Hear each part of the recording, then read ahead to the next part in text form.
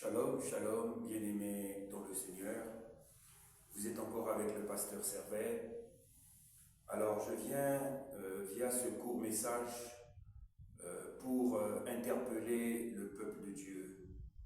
Parce que le peuple de Dieu de nos jours, c'est très compliqué. Alors nous allons comme habituel faire notre prière. Saint-Esprit de Dieu, Père, c'est toi qui choisis ceux qui doivent me voir, ceux qui doivent tomber sur ce message. Que toi seul, Père Céleste, que tu pourvois, que toute personne qui va tomber sur ce message puisse l'apporter un réconfort et une nouvelle direction divine au nom de Jésus. Alors, bien-aimés dans le Seigneur, je viens par ce petit message. Le païen chrétien, le chrétien païen. Nous allons lire dans le livre de Éphésiens chapitre 4 au verset 17. Voici donc ce que je dis et ce que je déclare dans le Seigneur. C'est que vous ne devez plus marcher comme les païens qui marchent selon la vanité de leurs pensées. Bien-aimés dans le Seigneur, de nos jours, nous voyons des chrétiens qui marchent encore comme des païens. Raison pour laquelle des païens ne veulent plus devenir des chrétiens. Alors, déjà, on peut dire qu'au gros maximum, des païens sont déjà des chrétiens, puisque ces chrétiens, nous marchons comme les païens. Nous marchons comme des mondains. Nous marchons comme nous avons une mauvaise vie. Ce que le païen fait, c'est ce que le chrétien fait. Ce que le Dieu nous interdit de faire, c'est ce que nous ne faisons pas, comme les païens ne font pas ce que Dieu dit parce qu'ils sont païens.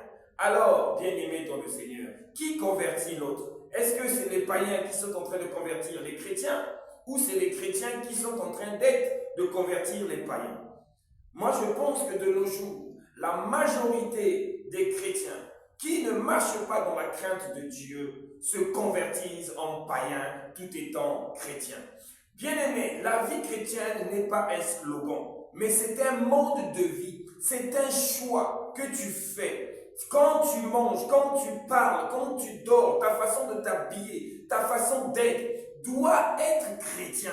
Ce n'est pas un slogan, c'est un mode de vie qu'on choisit.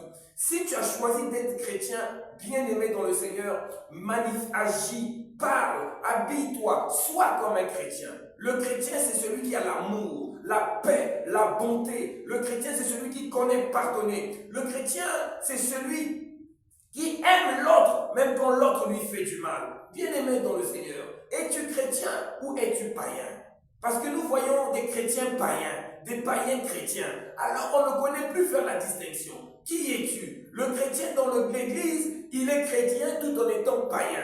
Il fait des rapports sexuels comme des païens. Il parle comme des païens. Il s'habille comme des païens. Il agit comme des païens. Alors, bien-aimé dans le Seigneur, qui es-tu? Chrétien ou païen? Fais un choix. La Bible dit, si tu es ni chaud ni froid, on te vomira. Sois chaud ou sois froid. C'est un choix.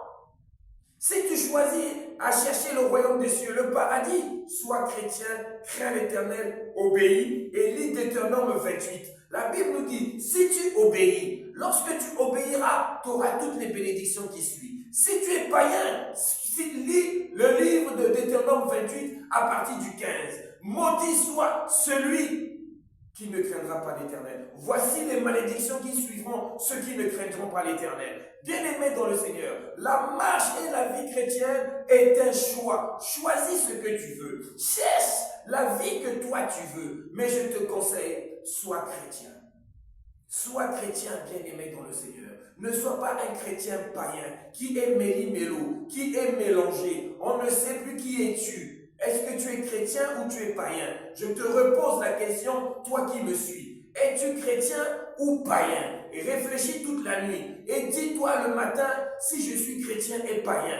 Lorsque tu choisiras l'un des deux, marche selon alors l'un des deux. Mais je te conseille encore, sois chrétien. Parce que quand tu es chrétien, tu as la vie éternelle. Quand tu es chrétien, Dieu t'accompagne. Quand tu es chrétien, tu pries le Dieu vivant, pas un Dieu endormi. Ce n'est pas un slogan, c'est un Dieu d'amour qui est bon, grand, puissant, merveilleux. Que Dieu te bénisse, bien-aimé dans le Seigneur. Sois richement béni. Merci.